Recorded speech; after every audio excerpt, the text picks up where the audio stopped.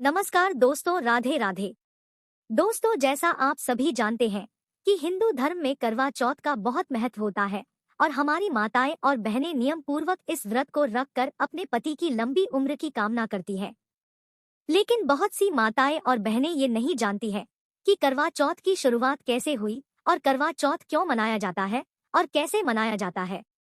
तो आज हम करवा चौथ की इस कथा के माध्यम से आपको करवा की पौराणिक कहानी सुनाएंगे। इससे पहले सभी दोस्तों से निवेदन है कि हमारे वीडियो को लाइक कर दीजिए और चैनल को सब्सक्राइब कर लीजिए।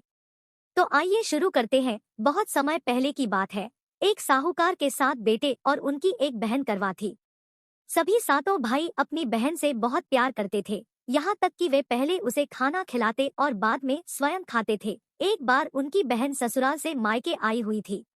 शाम को भाई जब अपना व्यापार व्यवसाय बंद कर घर आए तो देखा उनकी बहन बहुत व्याकुल थी। सभी भाई खाना खाने बैठे और अपनी बहन से भी खाने का आग्रह करने लगे, लेकिन बहन ने बताया कि उसका आज करवा चौथ का निर्जल व्रत है और वह खाना सिर्फ चंद्रमा को देखकर उसे अर्घ्य देकर ही खा सकती है। क्योंकि चंद्रमा अभी तक नहीं निकला है, इसलिए वह भूख प्यास से व्याकुल हो उठी है। सबसे छोटे भाई को अपनी बहन की हालत देखी नहीं जाती और वह दूर पीपल के पेड़ पर एक दीपक जलाकर चलनी की ओट में रख देता है। दूर से देखने पर वह ऐसा प्रतीत होता है कि जैसे चतुर्थी का चांद उदित हो रहा हो। इसके बाद भाई अपनी बहन को बताता है कि चांद निकल आया है, तुम उसे अर्घ्य देने के बाद भोजन कर सकती हो। बहन खुशी के मारे सीढ़ियों पर चढ़कर चांद को देखती है, उसे अर्घ्य देकर खाना खाने बैठ जाती है। वह पहला टुकड़ा मुंह में डालती है तो उसे छींक आ जाती है और दूसरा टुकड़ा डालती है तो उसमें बाल निकल आता है, और जैसे ही तीसरा टुकड़ा मुंह में डालने की कोशिश करती है तो उसके पति की मृत्यु का समाचार उसे मिलता है। वह बौखला जाती है।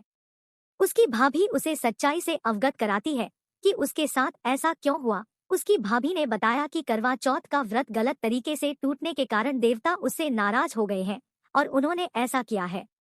सच्चाई जानने के बाद करवा निश्चय करती है कि वह अपने पति का अंतिम संस्कार नहीं होने देगी और अपने सतीव से उन्हें पुनर्जीवन दिलाकर रहेगी। वह पूरे 1 साल तक अपने पति के शव के पास बैठी रहती है, उसकी देखभाल करती है। उसके ऊपर उगने वाली सुईनुमा घास को वह एकत्रित करती जाती है। 1 साल बाद फिर करवा चौथ का दिन आता है। उसकी सभी भाभियां करवा चौथ का व्रत रखती है। जब भाभियां उससे आशीर्वाद लेने आती है तो वह प्रत्येक भाभी से यम सुई ले लो या सुई दे दो, मुझे भी अपनी जैसी सुहागिन बना दो, ऐसा आग्रह करती है। लेकिन हर बार भाभी उसे अगली भाभी से आग्रह करने का कह चली जाती है।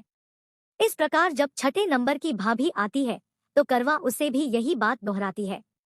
यह भाभी उसे बताती है कि सबसे छोटे भाई की वजह से उसका व्रत टूटा था, इसलिए उसकी पत्नी में ही शक्ति है कि वह तुम्हारे पति को दोबारा जीवित कर सकती है। इसलिए जब वह आए तो तुम उसे पकड़ लेना और जब तक वह तुम्हारे पति को जिंदा न कर दे उसे नहीं छोड़ना।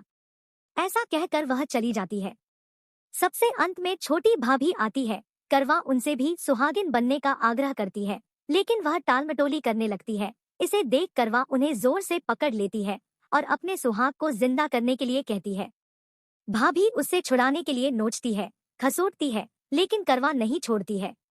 अंत में उसकी तपस्या को देख भाभी पसीज जाती है और अपनी छोटी अंगुली को चीरकर उसमें से अमृत उसके पति के मुंह में डाल देती है। करवा का पति तुरंत श्रीगेश श्रीगेश कहता हुआ उठ बैठता है।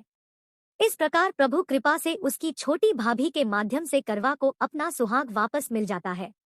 भगवान से यही प्रार्थना है कि हे श्री गणेश और माँ गौरी, जिस प्रकार करवा को चिर सुहागन का वरदान आपसे मिला है वैसा ही सब सुहागिनों को मिले। दोस्तों, अगर जानकारी अच्छी लगी हो तो हमारे चैनल को सब्सक्राइब करना न भूलें। धन्यवाद।